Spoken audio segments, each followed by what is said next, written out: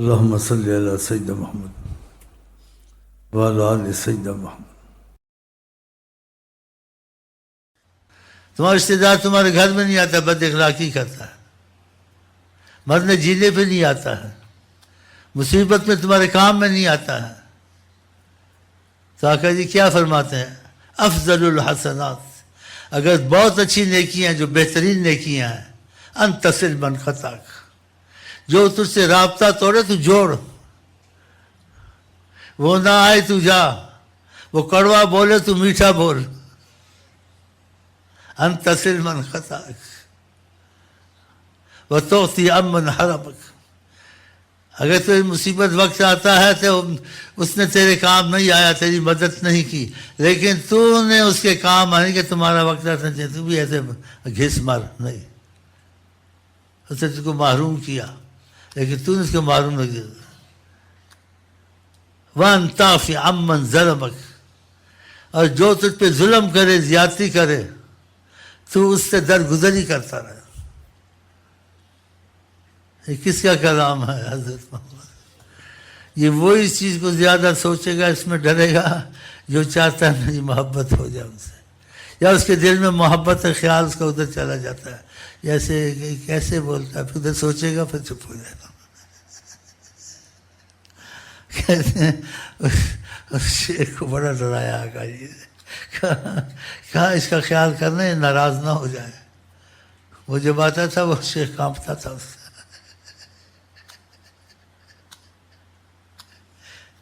الٹی سیدھی باتیں کرتا تھا، بس وہ زیادہ نہیں کرتا تھا۔ یہ چیزیں بہت بڑی ہیں، لاکھ عبادت کرے اگر اس کے اندر یہ نفسانیت انانیت ہے نا، شیطان کا بھائی ہو کے مرتا ہے، کوئی فائدہ نہیں۔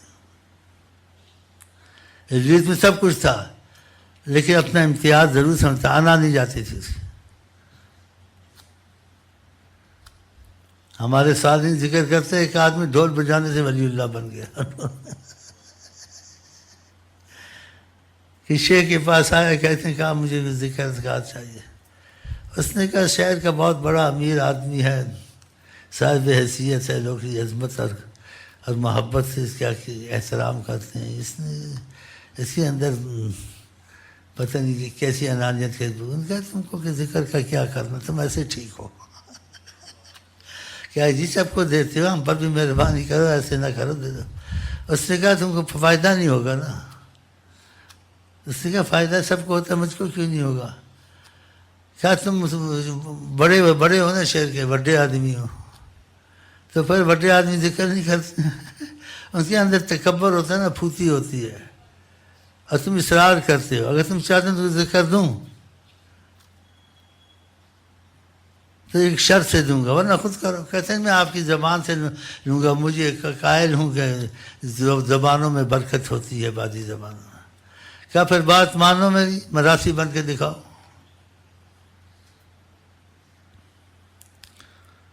کپڑے پہنو مراسیوں والے، شہر میں جاؤ ڈھول بجاؤ۔ اگر یہ کر لو گے نا پھر میں سمجھو تم کو فائدہ ہو سکتا ہے۔ وہ ہمت کر گیا، جیسے کہ آپ جو کہیں گے میں کر لوں گا، آپ کہیں گے آپ کی بات مانوں گا میں۔ اس نے مراسی والے کپڑے پہنے، ڈھول بجانے نکل گیا باہر۔ تو کہا جب ڈھول شروع کرے گا تو اس میں دو لفظ کیا کہ پھر ڈھول کرنا۔ تو اسے وہ کیا کہوں میں کہ اب ڈم مارے گا، ڈم مار سے پہلے نا یہ لکھا کہنا بسم الحبیب ابتداؤ، جس سے مجھ کو عشق کرنا ہے اس کے نام پہ مارتا ہوں۔ اور یہ ضرور بولنا جس سے میں عشق کرتا ہوں اور پیار کروں گا، کہ اس کے لیے میں ڈم بجاتا ہوں، یہ ضرور بولنا۔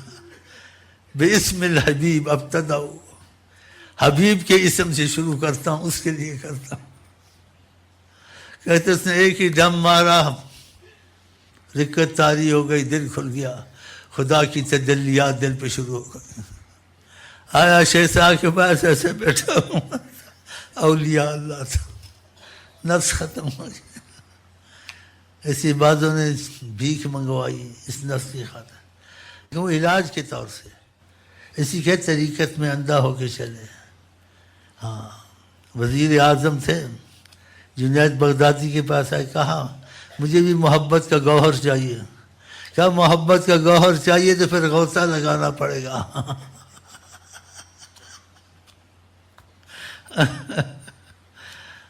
کہا تم وزیر اعظم ہو، یہ ہو، پھل فروٹ بیچا کرو.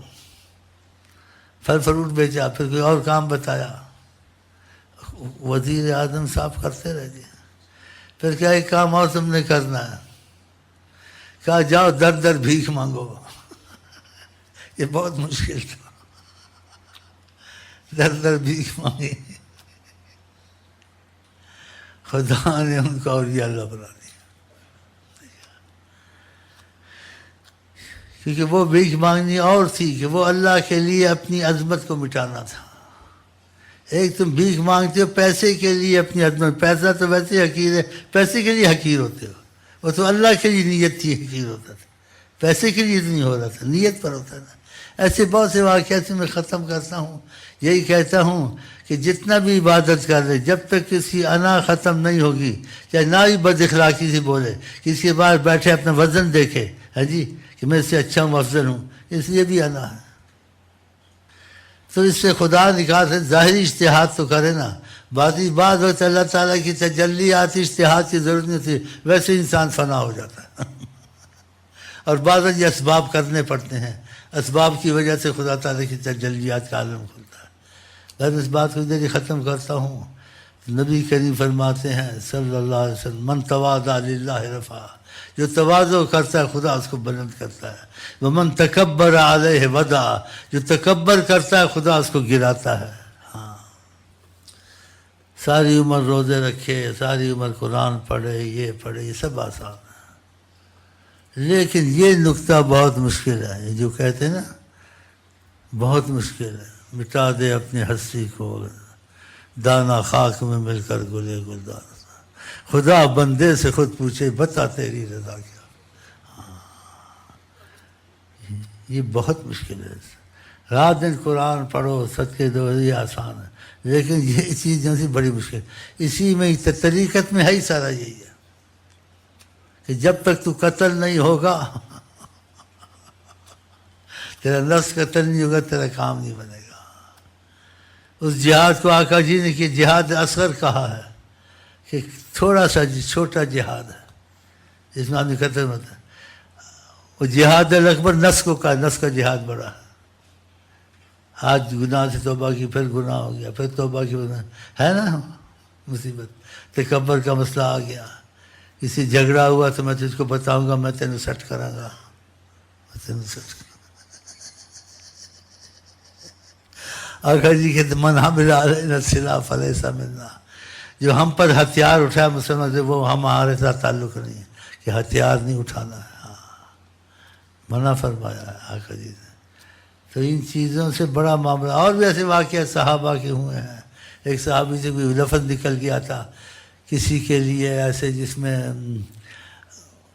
کچھ اس کو حقیر جانا اور پتہ نہیں کچھ ایسا کہا. تو آقا جی نے اس کو دیکھا اور اس کو مارنے جا رہا تھا. آقا جی پیچھے سے آواز لگائی. وہ آواز کیسی ہوگی، کان میں پڑی. کہا جلدی نہ کرو. اس کا مفہوم تھا آقا جی اس صاحب حیثیت کو، سردار کو کہا جلدی مت کر اس کو مارنے کی، خدا اس سے زیادہ طاقت رکھتا ہے، تجھ سے غلطی ہو خدا تجھے مارے. اس سے غلطی ہوتی تیری بھی سے ہوتی ہے نا. اللہ سے ٹھہر گیا، جلدی نہ کر. وہ رک گیا. کیا خدا اس سے زیادہ قادر ہے؟ تو اتنا قادر نہیں بچ سکتا ہے، لیکن خدا تیرے مارنے پہ آ گیا تو بچ نہیں سکتا، تجھ سے بھی ہو سکتی غلطی. تو اسی واقعات میں آگے آتا ہے کہ اس نے جو حقارت کا لفظ کہا، یہ دو قصے ایسے ہیں، بڑے صحیح قصے ہیں. تو بہت اس کو تکلیف ہوتی تھی. اس کالے غلام کو کہتا تھا میں لیٹتا ہوں تو جوتے سے جوتا ڈال کے میرے منہ پر رگڑ مجھ کو اپنے جوتے کو. بڑی معافیاں مانگتا تھا کس لیے؟ حضرت محمد مصطفیٰ کی محبت کے لیے. وہ جو چاہتے ہیں میں وہی کروں. میرے منہ سے کیوں یہ لفظ نکلا؟ میں نے کیوں اس کو ایسے کہا؟ کہا جوتے پہن کے میری اس خال یہ خط کہتے ہیں عربی میں. آپ لوگ اردو میں کیا کہیں؟ زیادہ عرب میں رہوں گا کچھ وہ لفظ آ جاتے منہ پر. میرے منہ پر جوتے رگڑ، اپنا جوتا رگڑ ڈال کے، اور بڑی اس سے معافی مانگ. ایسے اور بھی صحابہ کے واقعات ہیں، اور نبی کریم کو اس میں کمال حاصل ہے. سبحان اللہ. اور اسے لین دین کے واقعے میں بھی آقا جی کے اس نے جلدی کی. آقا جی سے جو اس نے لینا تھا ایک دن پہلے آ کے طلب کیا کہ ہمارا کچھ آپ سے لین دین ہے، ہمارا وہ چکائیں. تو اس نے بڑے جیسے کہتے ہیں حقیرانہ لفظ ہیں، تم ایسے ہو، تم ویسے ہو. آقا کو گریبان سے پکڑا اور پتہ نہیں کیا کیا باتیں کی. تو حضرت عمر نے کہا کہ آپ نے اجازت دیں میں اس کو ٹکانے لگاؤں. تو آقا جی نے پتہ کیا اس کو کہا؟ اِنَّا لِصَاحِبِ الْحَقِّ مقال. جس کا حق ہو کسی سے وہ بول سکتا ہے، بولنے دو اس کو. ہاں کہ وقت سے پہلے بولا وہ. لیکن اگر تم نے سمجھانا تھا تو تم اس کو ایسے کہنا تھا کہ جیسے لینے کا طریقہ ہوتا ہے تم نے ایسے کہنا تھا. اور مجھے کہنا تھا تم لوگوں کا دے دیا کرو، لوگوں کو لیٹ نہ کیا کرو. مجھے بھی سمجھانا تھا، اس کو بھی سمجھانا تھا. تم کو یہ نہیں کہنا چاہتا میں اس کو قتل کر دوں. یہ کہہ سکتا ہے، بول سکتا ہے، لیکن اس کو بولو اس طریقے سے نہیں بولتے ہیں. جیسے طریقہ بولنے کا ویسے بولو. اور مجھے کہو کسی کا حق ہوتا ہے اس کو دے دینا چاہیے، اس کو لیٹ نہیں کرنا چاہیے. دیکھا آقا جی ایک دن وہ پہلے آ چکا تھا، ابھی وہ پورا بھی نہیں ہوتا. پھر آقا جی اس کا قرضہ چکایا اور زیادہ بھی اس کو دیا، اس لیے کہ حضرت عمر نے اس میں دخل دیا اس کے حق میں. دیکھا، اور زیادہ دیا آقا جی نے. کہتے اس کا اتنا اثر ہوا کچھ بھول گیا بیچ میں کہ وہ مسلمان ہو گیا، کلمہ پڑھ لیا. یہ بڑا عجیب مسئلے ہیں. حضرت علی کے ساتھ ایسے ہوا. حضرت علی نے جب ایک نیچے گرایا جیسے جہاد کے مسئلے میں اور قتل کا ارادہ کیا، اس نے کہا مرنا تو مرنا ہی ہے، منہ پہ تھوک دو. منہ پہ تھوک دیا. حضرت علی چھوڑ کے ایک طرف کھڑے ہو گئے. وہ حیران ہو گئے، کیا آپ کو جلدی قتل کرنا چاہتے؟ میں نے دیکھا قتل تو ہو ہی جاؤں گا تو منہ پہ تھوک دوں. کہا میرا مقصد تھا خدا کے لیے قتل کرنا. جب تم نے تھوکا مجھے غصہ آیا تو میرا اپنا غصہ بھی شامل ہو گیا. میں اپنے غصے کے لیے کچھ نہیں کر سکتا، معاف ہے جاؤ. اپنے غصے کے لیے کچھ نہیں. وہ مسلمان ہو گیا. قرآن والکاظمین الغیظ والعافین عن الناس. اور آقا جی نے بھی کہا غصے جو غصہ پی گیا اس سے اچھا گھونٹ کسی نے نہیں پیا ہے. بڑا مشکل ہے ایمان سے. غصہ آپ کو تبھی آئے گا نا کوئی ایسی بات کرے گا آپ کے دل جلانے والی یا بد اخلاقی بدتمیزی آئے گا نا غصہ. تو آقا نے کہا غصے سے اچھا گھونٹ کسی نے نہیں پیا ہے. یہ اتنا اچھی چیز ہے کہ کوئی پی جائے اس کو. اور قرآن نے بھی کہا والکاظمین الغیظ والعافین عن الناس. جو پی جائے غصے کو اور درگزر کر جائے جس نے زیادتی کی ہے. واللہ یحب المحسنین. خدا ان سے پیار کرتا ہے جو احسان کر دے. دیکھا حضور کے چچا تھے، پتہ نہیں کون سے وضو کر رہے تھے. غلام نے وضو کرا، وہ پانی جو سا نا ایسے گرا کیسے ان کے اوپر. پھر یہ آیتیں کہتے اتری. ایسے غصے سے دیکھا. وہ جو غلام تھا آپ کا اس نے آیت سنائی والکاظمین الغیظ. جو غصے کو پیتے ہیں. اس نے کہا قسمت الغیظ، پی لیا میں نے. کیسے اچھے لوگ تھے. کہا والعافین عن الناس. جو معاف کر دے. غصہ تو پی گیا لیکن معافی دیے نہیں، کہا معاف بھی کر دیا جاؤ. غصہ بھی پھر کہا واللہ یحب المحسنین. جو احسان کرتے ہیں خدا ان سے پیار کرتا ہے. کہا جاؤ تم آزاد ہو اللہ کے لیے. پانی بھی پھینکا، غصہ بھی دلایا، غصہ بھی پیا، معافی کی، اور آزادی بھی میرے غلامی سے۔